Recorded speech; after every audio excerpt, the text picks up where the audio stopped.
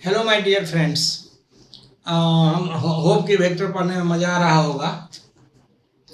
पिछला वीडियो में हमने जो है सो प्रोजेक्शन या कंपोनेंट या रिजोल्यूशन ऑफ ए वेक्टर समझाया इन जनरल, जिसमें कि हम एक बार फिर बता दें, ठीक है, कि जिसका प्रोजेक्शन है क्या, तो किसी जैसे सिंपल है, किसी भी वेक्टर का किसी भी डायरेक्शन में जो इफेक्ट होता है उसको हम लोग प्रोजेक्शन बोलते हैं या कंपोनेंट बोलते हैं, ठीक है। ये इफेक्ट का मतलब हो गया, जैसे मान लो कि 500 रुपया है तो उसको जो पार्ट में तोड़ेंगे, चूंकि ये स्केलर क्वांटिटी है, ठीक है ना, वो प्रोजेक्शन जो है सो वेक्टर क्वांटिटी, बस फर्क इतना ही है। तो खैर एनीवे हम इसमें जो है बात करेंगे कि प्रोजेक्शन का जो है सो हम यूज क्या करते हैं, ठीक है। तो प्रोजेक्शन का अगर हम लोग यूज करना चाहें तो दो जो है सो मेजर यूज है। ऐसे तो पूरे फिजिक्स में प्रोजेक्शन आएगा, ठीक है ना, और प्रोजेक्शन अगर आता है तो ये मान के चलो कि बहुत ही आसान हो जाएगा फिजिक्स, ठीक है। तो इसमें हम लोग बात करते हैं uses of projection. Uses of projection, ठीक है। अब है कि प्रोजेक्शन का यूज अगर हम लोग करते हैं तो पहले प्रोजेक्शन या कंपोनेंट जो लिखना चाहो, पहला यूज जो है, अगर हम इसको कैपिटल ए में लिखें तो टू फाइंड, या ऐसे कर दो, in finding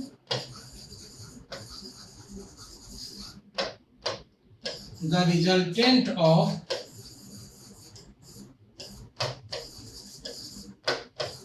several vectors.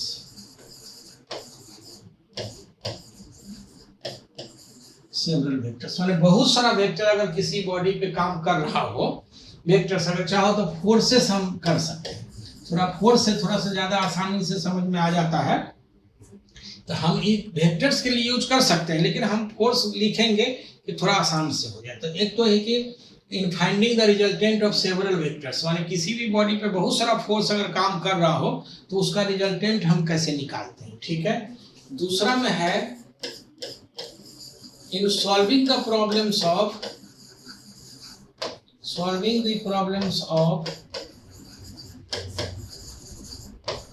Displacement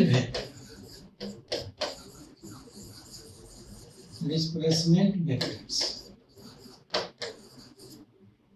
मतलब ये कि डिस्प्लेसमेंट वेक्टर का जो प्रॉब्लम होता है उसको हम लोग कैसे सॉल्व करते हैं। ये दो जो है इसका प्रोजेक्शन का मेजर यूज है, ठीक है। ऐसे तो देखो इलेक्ट्रोस्टैट में 12th का जितना सिलेबस है, या छोड़ो ना, इधर जो फोर्स चैप्टर हो जाएगा या 2D हो जाएगा, मैंने अगला जितना भी चैप्टर्स है जिसमें जरा भी वेक्टर वर्ड आएगा या जो भी वेक्टर टर्म आएगा तो ये मान के चलो, ठीक है ना, कि प्रोजेक्शन आएगा और प्रोजेक्शन के हिसाब से ये यूज आ जाएगा, ठीक है। अब अगर इस यूज को हम अच्छे से अगर पढ़ लें तो ये समझ लो कि बहुत सारा प्रॉब्लम अपने आप बनने लगेगा। आप कहोगे यहाँ पे, तो हम यहाँ ग्रेविटेशन का प्रॉब्लम बना के दिखा सकते हैं, इलेक्ट्रोस्टैट का प्रॉब्लम, मैग्नेट का प्रॉब्लम, मतलब जिसका प्रॉब्लम खाली वेक्टर होना चाहिए, ठीक है। अगर वेक्टर है तो उसका हम प्रॉब्लम बना के दिखा सकते हैं। अब है कि एक्सप्लेनेशंस में हम जरा अगला पेज से इसको एक्सप्लेनेशंस लिखते हैं, ठीक है। तो लिखेंगे एक्सप्लेनेशंस।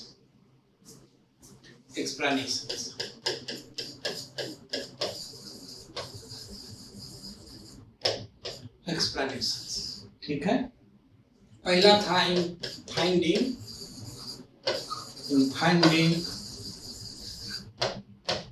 द प्रॉब्लम्स ऑफ, या in finding the resultant of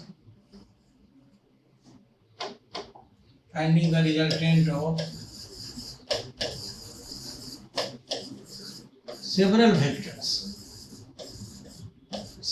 vectors, forces लिख सकते हो, ठीक है।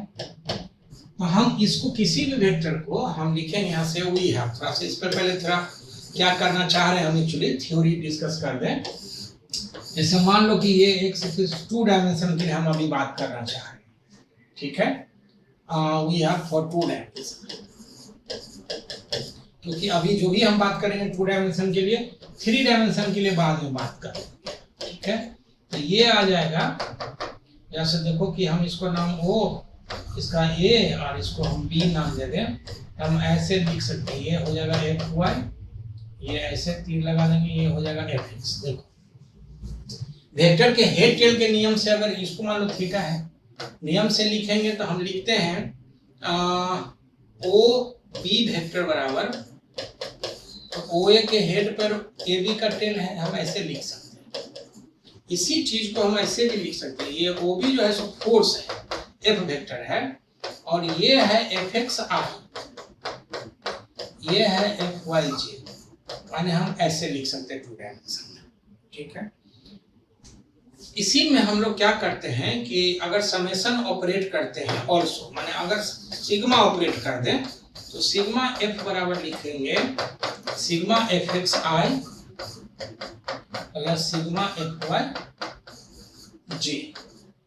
ठीक है, मतलब साफ है कि अगर हम दूसरा फोटो यहाँ पे दिखा दें तो ये इस तरह से कुछ हो जाएगा, ये एक्स हो जाएगा, ये वाई हो जाएगा, ये 0 हो जाएगा, ये हो जाएगा एफ,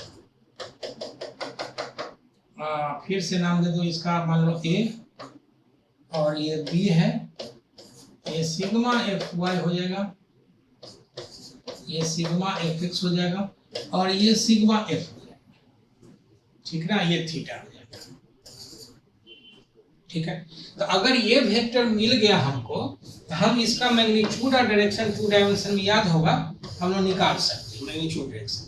तो हम लिखते हैं, यहाँ लिखते हैं सो सिग्मा एफ का मैग्नीट्यूड हो जाएगा root under sigma F X का square plus sigma F Y का स्क्वायर, ये रूट में ही है जी। ठीक है, और tan थीटा अगर डायरेक्शन के लिए लिखेंगे ये हो जाएगा सिग्मा एफ वाई और सिग्मा एफ एक्स। बहुत किताब में ए एक्स ए वाई सब रहता है, तो उससे बने ए से ज्यादा बेहतर हमको एफ लगता है, इसलिए हम लोग ये यूज करें। इसका मतलब ये हो गया वेयर क्या क्या है, लिखते हैं वेयर क्या है भाई, तो सिग्मा एफ एक्स क्या है, ये sum of all X components, all X components. ठीक है, या इसको थोड़ा और भी अच्छे से लिख सकते हैं कि sum of the X component of all forces, और सिग्मा एफ वाई क्या है, sum of all Y components, Y components. ठीक है, मतलब हम इस तरह से एक्स कंपोनेंट और वाई कंपोनेंट का अगर समेशन मिल गया हमको तो मामला खत्म। ठीक है, अब यह है कि सब एक्स कंपोनेंट क्या हो गया, वाई कंपोनेंट क्या हो गया, ये हमको निकालना पड़ेगा। ठीक है, उसके लिए हम लोग क्या कर सकते हैं, तो एक एग्जाम्पल से हम बताते हैं, सवाल हम बाद में देख लेंगे, फिलहाल हम एक एग्जाम्पल दिखाते हैं कि सिग्मा एफ एक्स और सिग्मा एफ वाई का क्या मतलब होता है। जैसे मान लो कि ये जो है सो इधर एक्स है, वाई है, ये एक्स डैश है, वाई डैश है। ठीक है, मान लो कि इसमें 2 फोर्स है, इस तरह से मान लो, ये हम अगर बात करेंगे तो ये हो जाएगा F1, ये हो जाएगा F2, ये हो जाएगा F3, ये हो जाएगा F4, ये हो जाएगा F5। ये मान लो अल्फा एंगल है, ये मान लो यहाँ से बीटा एंगल है, ये मान लो डेल्टा एंगल है, ये जो है सो गामा है, और ये एंगल क्या बोलूँगा, मान लो कि ये जो है so zeta angle, alpha beta delta gamma, gamma भी लिखना पड़ेगा, इसको हम लोग गामा बोलते हैं, गामा, और ये हो जाएगा थीटा डैश, लेट अस से। ठीक है, अब हमको क्या चाहिए कि सिग्मा एफ एक्स चाहिए। हम थोड़ा प्रैक्टिस के लिए लिख रहे हैं, बस ये समझो। तो पहले तो सबसे पहले हम ये देखेंगे कि इस पर कितना फोर्स है, गिनेंगे। ठीक है, तो सिग्मा एफ एक्स अगर लिखिएगा तो देखो गिनो, 5 फोर्स तो ऐसे ही दिखाई दे रहा है गिनती के हिसाब से। सिग्मा एफ का मैंने सभी फोर्सेस का एक्स में कंपोनेंट, माने एक का मतलब चाहे तो प्लस एक्स चाहे माइनस एक्स जिधर भी लिखना चाहो। तो जैसे देखो इसको हम घूमेंगे, कितना घूमें, अल्फा, कॉस लगाएंगे मैग्नीट्यूड से गुना करेंगे, तो ये हो जाएगा F1 cos अल्फा।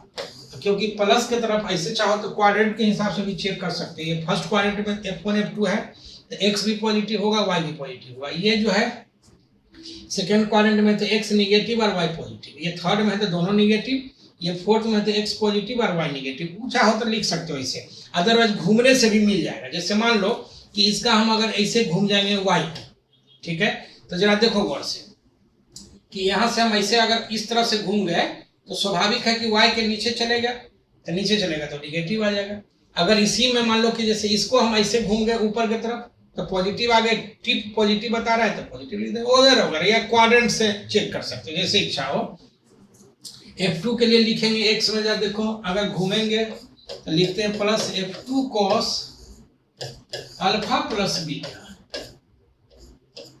ठीक है। अब F3 का देखो, F3 घूमने का तुम्हारे पास दो तरीका है। एक तो या तो पूरा यहाँ से घूम जाओ, हम नहीं इस पर ड्रॉ करेंगे क्योंकि कचरा हो जाएगा, तो ये या तो पूरा यहाँ से घूम जाओ, तो घूमोगे तो उस हिसाब से हो जाएगा कितना, देखो 180 माइनस डेल्टा, या नहीं तो ये स्मॉलर एंगल घूम जाओ अब माइनस लगा दो, एक ही बात है, सेम रिजल्ट होगा। इधर से पूरा घूमोगे तो 180 माइनस डेल्टा आ जाएगा, उसमें कॉस लगा मैग्नीट्यूड से गुणा कर, ठीक है, अपने निगेटिव आ जाएगा। नहीं तो हम लिखेंगे इसमें माइनस F3 cos डेल्टा, ठीक है। अब जैसे देखो माइनस F4 cos गामा और plus F5 cos theta dash, ये 5 फोर्स का x कंपोनेंट निकल गया, ठीक है, घूमने के नियम से, ठीक है। इसी तरह से अगर Fy लिखते हैं, अगर ऑल्सो तो हम Fy लिखेंगे, अगर मान लो तो सभी का हम y कंपोनेंट लिखेंगे, तो हम लिखते हैं देखो F1 sin alpha plus F2 sin alpha plus beta, ठीक है, प्लस F3 sin डेल्टा, ठीक है, minus F3 sin gamma, gamma इसको, ठीक है, और ये हो जाएगा minus F5 sin theta dash. अरे हम ऐसे लिख सकते कैसे, तो यहाँ से जो है सो अगर घूम जाएंगे तो 90 minus theta dash, 90 minus theta dash अगर लिखेंगे तो क्लियर है कि 90 माइनस थीटा डैश अगर हम लिखते हैं यार, ठीक ना, तो 90 माइनस थीटा डैश हो जाएगा कितना, 90 माइनस थीटा डैश, तो हम साइन हो जाएगा।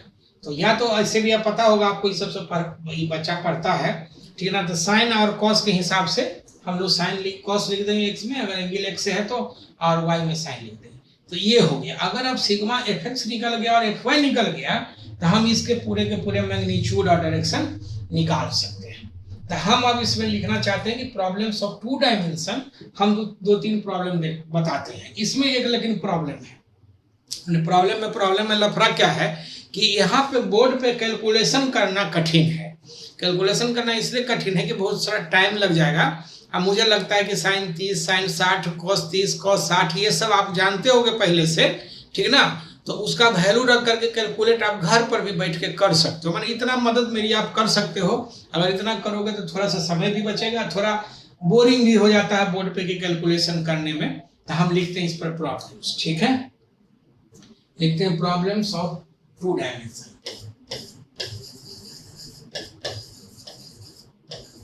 प्रॉब्लम्स ऑफ 2 डायमेंशन, ठीक है। क्वेश्चन मान लो, ऐसे तो बहुत सारा क्वेश्चन होगा। Find the magnitude and direction of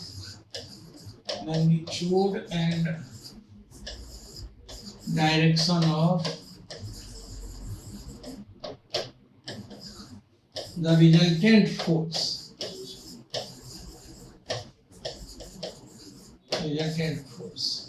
हम फोर्स ही लिख दे रहे हैं, ठीक है।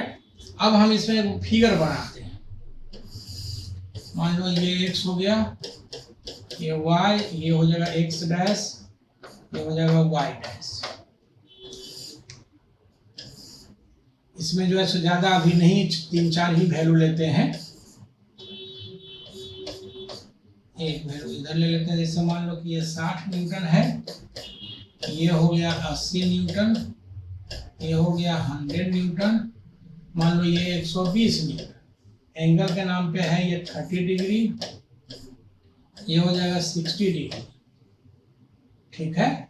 और ये हम मान लेते हैं इसको 45 लेटेस्ट, ठीक ना। तो रिजल्टेंट फोर्स इसमें अगर चाहो तो acting at point O, acting at point O कर, अच्छा हो जाएगा, ठीक ना। यहाँ से हम इसको हटा देते हैं। अब इस क्वेश्चन को जो है सो बनाने के लिए क्या है कि सबसे पहले हम लोग सॉल्यूशन जब लिखेंगे तो हम लोग लिखते हैं सॉल्यूशन। जैसे देखो सॉल्यूशन हम पहले लिखेंगे वी है, हमारे पास है क्या, हम करना क्या चाहते हैं। सिग्मा एफ बराबर लिखेंगे, this is sigma F X I plus sigma F Y J, ये हम निकाल चुके हैं, ड्राइव कर चुके हैं। एंड अगर इतना आ गया इसका मतलब सिग्मा एफ का मॉड आ जाएगा, ये आ जाएगा सिग्मा एफ एक्स का square plus sigma F Y का स्क्वायर। एंड tan थीटा अगर हम लिखेंगे डायरेक्शन के लिए रिजल्टेंट का, तो sigma F Y by sigma F X, ठीक है। इसका मतलब सबसे बेसिक चीज क्या है कि इस पूरे फिगर में हमारा अगर सिग्मा एफ एक्स और सिग्मा एफ वाई मिल जाए तो हमारा काम हो जाएगा। क्लियर है, इसमें कोई दिक्कत नहीं है। या गौर से एक बार देख लो, 2 डायमेंशन का है, 2 डायमेंशन दिखाई दे रहा है। ये 120 न्यूटन है, सॉरी यार इसको, ये 120, ये डिग्री नोट डिग्री, ये 120 न्यूटन है, मैंने फोर्स के लिए हम लोग बात कर रहे हैं। ये 100 न्यूटन है, 60 न्यूटन है, ये 80 न्यूटन है, कुछ ऐसा है, ठीक है। तो अब अगर हम लोग इसको बात करना चाहेंगे तो स्वाभाविक है इसको फिर से एक बार बनाना पड़ेगा, क्योंकि अगला में जो है सो अब इसका मतलब यह है कि एफ एक्स और एफ वाई निकल जाए, ठीक है। लिखते हैं ना हम लिखते हैं सिग्मा एफ एक्स। अब देखो एक बार फिर से हमको बनाना, दोबारा फोटो बनाना इसलिए पड़ेगा कि सामने में रहेगा तो थोड़ा सा सुविधा होगी बनाने में। ये हो जाएगा एक्स डैश, ये वाई डैश, ये एक ऐसा था, एक ऐसा था, लगता है एक ये था और एक इधर से था, ठीक है। एक बार देख लेते हैं। 60 80 100,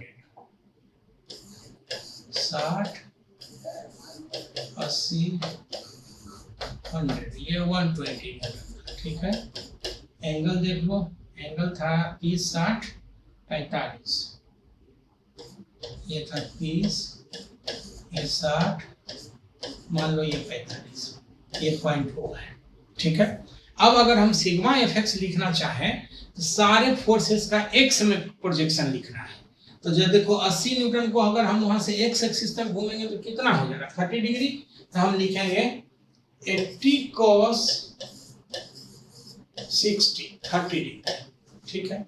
60 न्यूटन का पहले देखो, 60 न्यूटन जो है सो एक्स एक्सिस से 0 एंगल बना रहा है, तो या तो हम इसको लिखेंगे 60 cos 0 या डायरेक्ट हम लिख देंगे 60 लिख देंगे, cos 0 1 होता मालूम है, हम लिखेंगे प्लस 60 cos 0, ठीक है, plus 100 cos 60 minus 120 cos 45।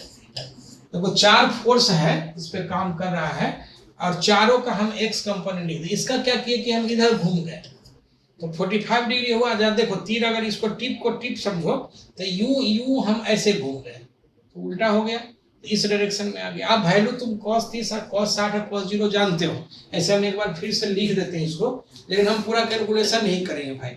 cos 30 √3/2 तो ये हो जाएगा 40 √3 प्लस 60 प्लस 50 माइनस 60 √2, ये आ गया, ठीक है। अब आगे √2 का वैल्यू पता है, √3 का वैल्यू पता है, ये कैलकुलेशन कर लो तो थोड़ा सुविधा हो जाएगी हमको, ठीक है। ऑल्सो सिग्मा FY लिखेंगे, तो सिग्मा FY लिखेंगे तो y में देखो जरा सा, तो 80 cos 60। अब इसमें sin 30 भी लिख सकते हो, लेकिन हम cos ही लिखेंगे। यहां से देखो घूमो, कितना एंगल घूमे, 60 डिग्री, ठीक है। चूंकि 90 डिग्री होगा x और y के बीच का, तो हम 60 एंगल घूमे, उसमें cos लगा दे, मैग्नीट्यूड से गुना कर दिए, ठीक है। और पॉजिटिव में घूम रहे हैं तो प्लस लिखेंगे, या ये कहो कि फर्स्ट क्वाड्रेंट में है तो उसका प्लस हो जाएगा, दोनों x y दोनों हो जाएगा, जैसे लिखना चाहो। अब देखो ये 60 न्यूटन जो x एक्सिस की तरफ है, y तक घूमने में 90 डिग्री से घूमना पड़ेगा। इसमें बहुत लिखेंगे तो कचरा हो जाएगा, इसे देखो यहाँ तक घूमेंगे 60 से, हम लिखते हैं प्लस 60 cos 90, ठीक है। उसके बाद अगर हम यहाँ से देखो इसका 120 से घूम जाए y के तरफ, तो लिखेंगे प्लस 120 cos 45 डिग्री। चूंकि ये 45 डिग्री हो जाएगा, 90 होता है दोनों के बीच का, ये 45 डिग्री हो जाएगा, कोई दिक्कत। इसको इधर से घूम जाएंगे तो ये हो जाएगा 30, और नीचे निगेटिव की तरफ आ गया y डैश में, या फोर्थ क्वाड्रेंट में तो x पॉजिटिव और y नेगेटिव हो जाएगा, जैसे समझ लो। तो इसको लिखेंगे माइनस 100 cos 30, ठीक है। अब क्या है कि इसको हम लिखते हैं, तो अगर थोड़ा सा एक लाइन और लिख दें तो ये हो जाएगा cos 60 हाफ, ये हो जाएगा 40 प्लस 0 प्लस 60 √2, और ये हो जाएगा कितना, माइनस 50 √3। देखो भाई, अब √3 √2 ये सब कैलकुलेट करना थोड़ा सा कठिन है, लेकिन एक चीज क्लियर है कि ये कैलकुलेट करके जो वैल्यू आएगा, ये कुछ वैल्यू आएगा, ठीक है, ये वैल्यू आएगा, ठीक है। इसी तरह से ये कैलकुलेट करके भी कुछ वैल्यू आएगा। अगर हम इसको बोल देते हैं, मान लो कि ये AX बोल देते लेटर से, और ये AY, कुछ वैल्यू जो आ रहा है, क्योंकि ऐसा है ना कि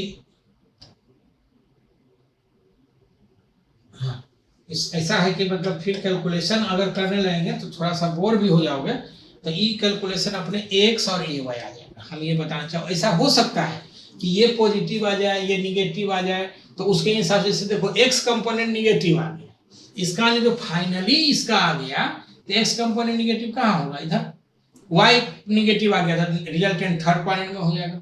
अगर y पॉजिटिव आ गया, x निगेटिव, तो रिजल्टेंट इस क्वाड्रेंट में हो जाएगा। वो क्वाड्रेंट हम चेक कर लेंगे अकॉर्डिंग की कैसे आएगा। हालांकि होना ये चाहिए था कि एक पूरा का पूरा कैलकुलेशन करके ये बताना चाहिए था, थोड़ा सा ज्यादा अच्छा लगता, लेकिन तरीका हम समझा दे रहे हैं, ठीक है। तो लिखेंगे तो सो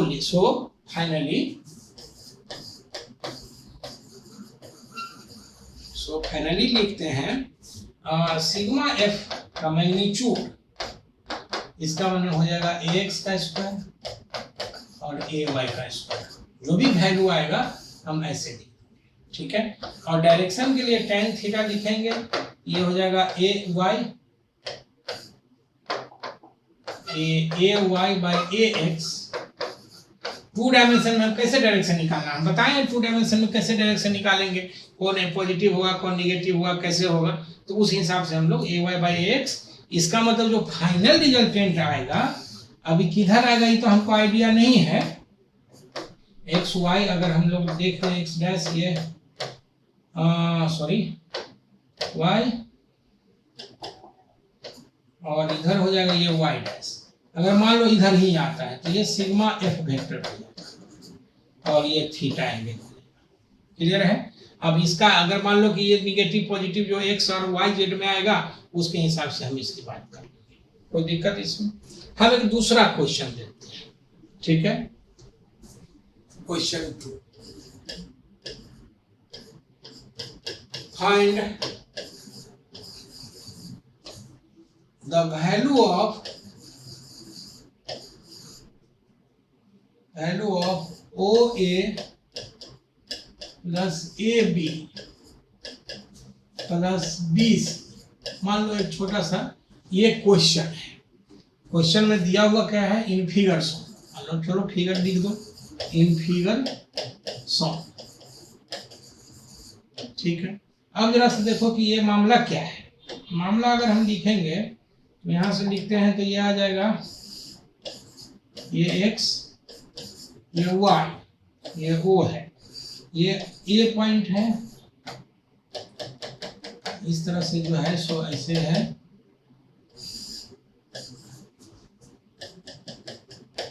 इस तरह से है कुछ, और ये ऐसे है, माने ये OA, AB और ये C है। ठीक है, हम इसमें लिखते हैं इफ OA का मॉड बराबर 2AB का मॉड बराबर 3BC का मॉड,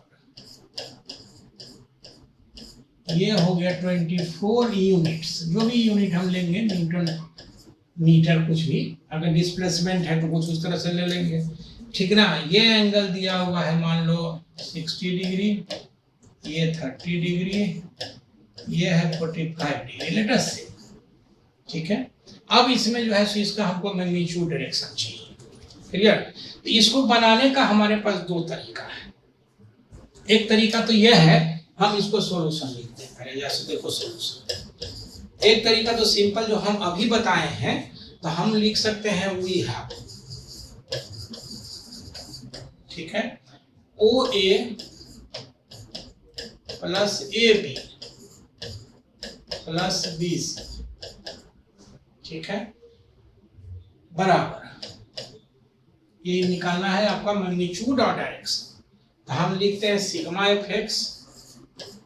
हालांकि ये तरीका बहुत अच्छा इस मेथड के लिए नहीं है, लेकिन क्योंकि पढ़ाए हैं तो चूंकि सब प्लस है तो उस हिसाब से लिखेंगे। अब देखो OA का वैल्यू कितना है, यहाँ से देखो OA बराबर 24, तो हम लिखेंगे 24 cos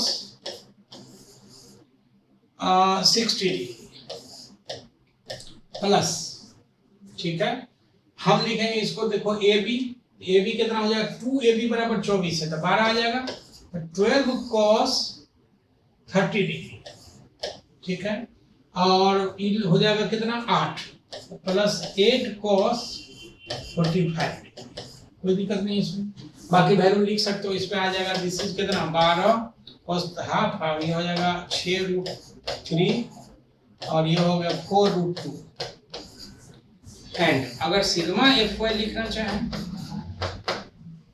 y में लिखेंगे तो हम फिर लिखते हैं 24 साइन या cos 30 प्लस फर्स्ट क्वाड्रेंट है दोनों, प्लस 12 cos 60।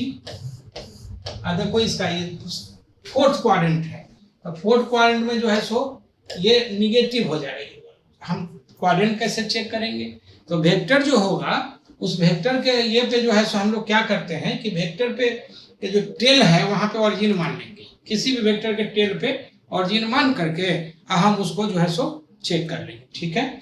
तो ये जो हो जाएगा सो कितना हो जाएगा माइनस 8 cos 45। इसका मतलब ये हो जाएगा दिस इज 12√3 प्लस 6 माइनस 4√2, ठीक है। अब मान लो ये वैल्यू फिर वही AX मान लेते हैं इसको, और ये वैल्यू हो जाएगा AY। सो अगर हम सिग्मा F लिखते हैं, माने उसका इसका मोड, मतलब ये हो जाएगा OA plus AB plus BC, इसका मोड, ठीक है। ये हो जाएगा तुम्हारा कितना AX का स्क्वायर प्लस AY का स्क्वायर का रूट अंडर, हम इतना लिख सकते हैं। और इसी में जो रिजल्टेंट का हम डायरेक्शन लिखते हैं tan थीटा, तो ये हो जाएगा AY by AX where theta बराबर होगा एंगल विथ x एक्सिस, और एंगल किसका, तो जो रिजल्टेंट आएगा उसका एंगल विथ x एक्सिस, ये आ जाएगा, ठीक है। तो एक तो तरीका बनाने का ये है। इसको हम लोग और दूसरे तरीका से भी बना सकते हैं। दूसरे तरीका से कैसे बना सकते हैं, देखो मेथड 2 जो ज्यादा अच्छा मेथड है, मेथड 2।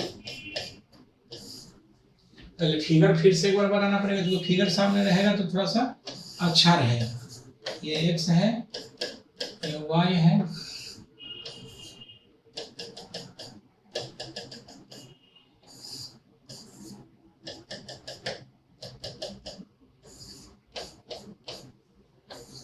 ये 60 डिग्री था, ये 30 डिग्री और ये 45 डिग्री ऐसा था, ठीक है।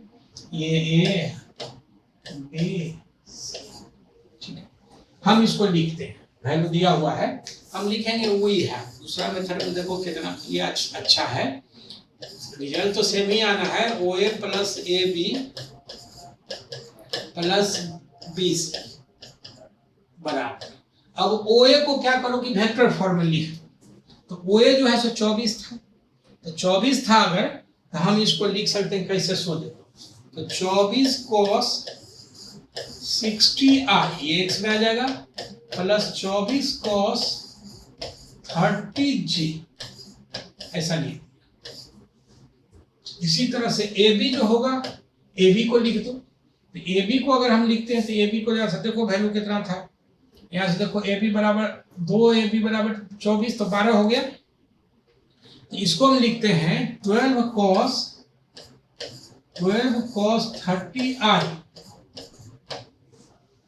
प्लस 12 cos 60g, इसको हम ऐसे लिख दें प्लस। अब ये जो है सो ये कितना था, सो देख लो, 3bc बराबर 24, इसका मतलब bc बराबर 8, तो हम लिखेंगे plus 8 cos 45i minus 8 cos 45g ऐसे भी, ठीक है। मतलब मेरा कहने का मतलब है कि तीनों जो वेक्टर दिया हुआ है उसको i j के फॉर्म में हम लिख देंगे। अब सब i वाला एक साथ जोड़ते हैं, घटाने तो आता है, सब i वाला एक साथ, j वाला एक साथ, तो हम इसको लिखते हैं दिस इंप्लाइज 24 cos 60 वाले 12, उधर से आ जाएगा प्लस 6√3 सब i वाला प्लस 4√2, ये i आ गया, प्लस इसको लिखेंगे तो ये हो जाएगा 12√3 और ये हो जाएगा प्लस 6 प्लस माइनस 4√2 और ये हो जाएगा g, ठीक है। अब इसका वैल्यू हम अगर लिखना चाहें तो ये यहाँ से वैल्यू आ जाएगा, अगर तुम चाहो तो थोड़ा सा मेरे को कैलकुलेट करके दिखा देते हैं, ठीक है। कैलकुलेट करके अगर दिखाएंगे तो फिर हम इसमें बात करते हैं, ठीक है। ये कितना आ जाएगा, ये हो जाएगा 12 और ये हो गया 6 गुने 1.73 प्लस 4 गुने 1.414, इस तरह से ये हो जाएगा i प्लस ये हो जाएगा 12 गुने 1.73 2 प्लस 6 माइनस 4 गुने 1.414 जी। इसका मतलब ये हो गया कि इसको हम लोग कैलकुलेट अगर करेंगे तो कैलकुलेट करके जरा बता ही दे इसको, कैलकुलेटर तो है नहीं, देखते हैं इसमें, अगर वो कैलकुलेटर लेकर के लोग यार बैठना पड़ेगा, ठीक ना। हम मोबाइल से थोड़ा कैलकुलेट करके देख लेते हैं, और वो एग्जैक्ट बना दें तो ज़्यादा सही है। देखते हैं इसमें, ये आ गया 1.73 2 गुने 6 10 हो गया, मान ये आ गया 12 प्लस 10.39 प्लस 14 चौका 56, ये हो जाएगा 5.656 कुछ ऐसा, ये i प्लस ये हो गया 732 लिख दो, ठीक ना। तो ये आ जाएगा कितना 2, तो ये आ जाएगा 20.78 प्लस 6 माइनस 14 चौका 56 जी, ठीक है। अब इसको जो है हम पूरा एक बार लिख देते हैं। अब देखो ये हो जाएगा 12 10 22 माने 10.39 प्लस 5.656 प्लस 12, ये आ जाएगा 28.04, 28.04 आई प्लस ये आ जाए कितना 20 × 26, 26.78 माइनस 5.656, 21 हो जा रहा है, ये 21.12 ये हो जाएगा जी। इसका मतलब ये हो गया कि इसको अब हम मैग्नीट्यूड और डायरेक्शन आराम से निकाल सकते हैं। ठीक है, कैसे? तो अब देखो लिखते हैं 28 0. So finally